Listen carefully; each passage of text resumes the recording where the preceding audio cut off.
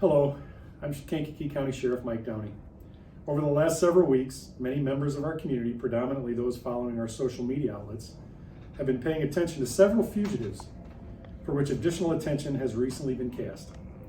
As many of you are aware, we started the Warrant Wednesday feature on our social media years ago due to many that simply fail to comply with the law and refuse to show up for court to face the consequences of their decisions. We certainly appreciate the assistance of those who have provided information via social media. Additionally, due to recent legislation in the state of Illinois, things have become that much more difficult, not only in the apprehension and arrest of these individuals, but more importantly through the prosecution and ultimately limited length of incarceration before they're reintroduced into our neighborhoods to continue their criminal behavior. Believe me, we wish the criminal justice system worked toward rehabilitating these individuals as much as anyone. We currently offer numerous classes, counseling, and training for those in custody in the hopes that those in custody are able to become law-abiding and tax-paying citizens for the benefit of our community. We honestly feel terrible for so many families that have been negatively impacted by drug addictions, mental health issues, and wish there were more resources available to turn to.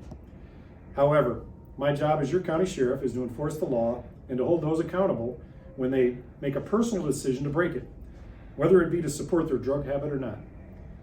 So I'm speaking to you today about two specific individuals and the havoc that they have wreaked on our communities for way too long.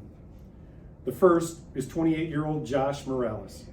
Morales is likely familiar to many of you, having appeared on Warrant Wednesday 4 times already.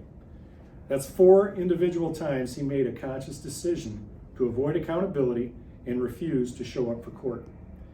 And while we've all heard and seen legitimate reasons to physically not show up for court, whether it be incarcerated in a different state or county, for instance, or being in a rehabilitation center or hospital, but believe me, Morales' failures to show up are none of these. Morales has made a personal decision to waste our taxpayer dollars and law enforcement and judicial resources to find him each time, putting residents of Kankakee County in danger.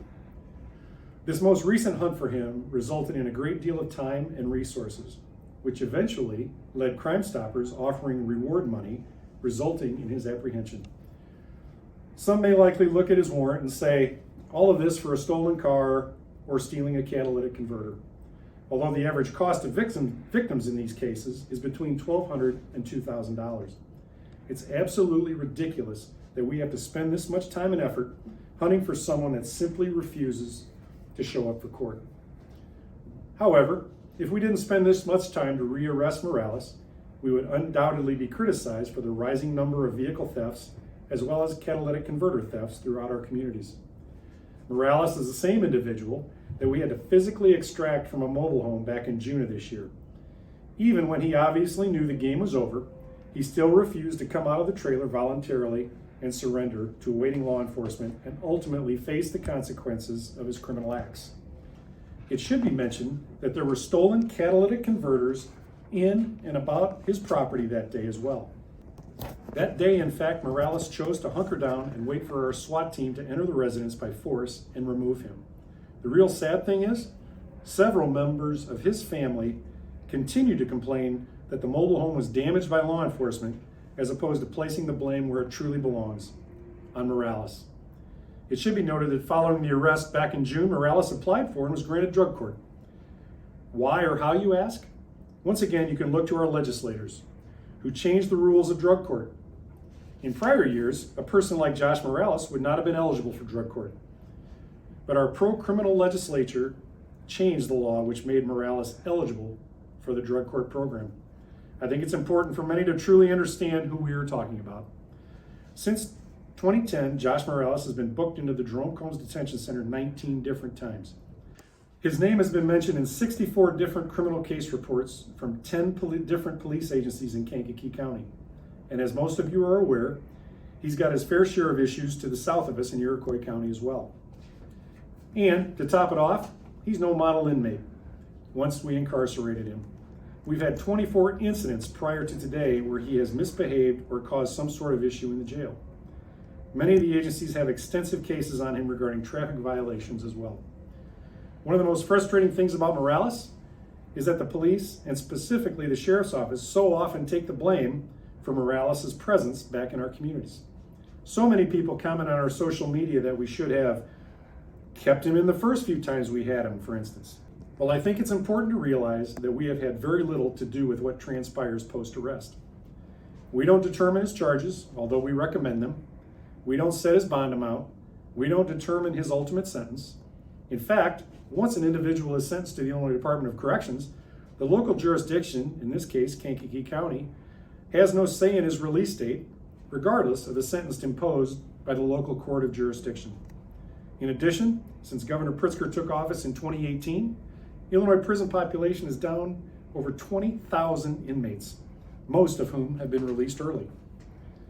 While we're certainly not here to transition the blame from us to the courts or even to the Illinois Department of Corrections, we think it's important to highlight the fact that it's simply not working. Morales is a perfect example of a revolving door. But I don't want to spend too much time simply briefing everyone on Josh Morales and acting as if he is the only one. Again, he is simply one example of the reasons we post Warrant Wednesday each week. So that brings us to the second subject I'd like to bring some attention to. 36-year-old Michael Piccini is appearing in front of a judge today for 2 counts of a felon being in possession of a firearm, 2 counts of aggravated unlawful use of a weapon with no concealed carry permit, felony retail theft, resisting a peace officer, aggravated battery to a peace officer, bringing contraband into a penal institution, the unlawful possession of a controlled substance, as well as to take accountability as to why he hasn't shown up for court in regards to his 4 outstanding warrants out of Kankakee County, which include 2 additional felonies. But this isn't Piccini's first rodeo either. In fact, he has appeared on Warrant Wednesday on multiple occasions as well. He has been booked into the Jerome Combs Detention Center 36 times since 2002. His name has appeared in 86 criminal case reports, and he's been no angel once in our custody either, having had a total of 26 incidents of rules violations within our detention facilities. He is well known throughout the law enforcement community and banned from virtually every retail establishment in Kankakee County, and for good reason. He has failed to show up for court on numerous occasions since 2002, which again strains the amount of resources on law enforcement and our judicial system to simply find him and transport him to his assigned court dates so that he can be held accountable for his personal decisions. Similarly to Morales, I'm certain there are more out there that will feel remorse for him, and believe me, we get it. There are people throughout our communities with all sorts of personal struggles and demons, and for that, we feel for them, and we honestly wish they had more options and resources. But that doesn't equate to free reign in terrorizing our neighborhoods. To reiterate, it's my job, and that of all police, to enforce the laws passed by our legislature, regardless of whether or not we agree with them or feel as though they're in the best interest of the communities. Believe me, I highly doubt Illinois State Senator L.G. Sims, who represents Manteno, was taking these individuals into consideration when he assisted in drafting some of the most damaging legislation that Illinois law enforcement has ever encountered. It's a shame that accountability appears to be lacking in every capacity with exception of the police. We need to address and work to change this anti-law enforcement, pro-criminal mentality by some in Springfield, including our current governor. We're the first blamed when crime is occurring in the communities, but the last ones anyone wants to help when we attempt to investigate it, especially homicides. And I'm not here for pity. I ran for sheriff knowing these issues full well beforehand. But again, it's obvious that the system simply isn't working, and these 2 individuals are just one sliver of an example of that. Our legislators need to be held accountable for their attempt to de-police law enforcement under the cloak of police reform.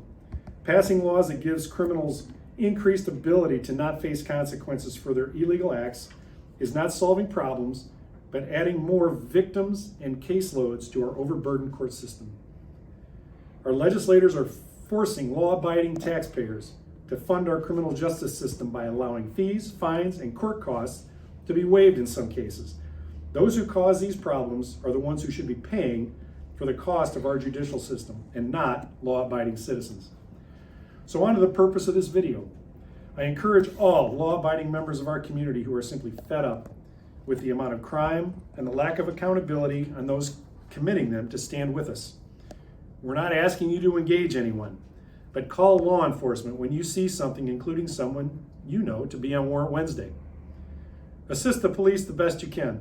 I certainly plead for you to hold law enforcement accountable, as they are and as they should be. but for also to hold lawbreakers accountable, hold the court system accountable, and the State Department of Corrections accountable. And last but certainly not least, let's hold the small percentage of criminals continuously wreaking havoc in our neighborhoods accountable. And if you're a member of that small percentage of criminal element, get yourself some help. Call us if you need a list of resources. Hell, call if you need help, period. But start contributing to the society in which you live and realize the community is fed up.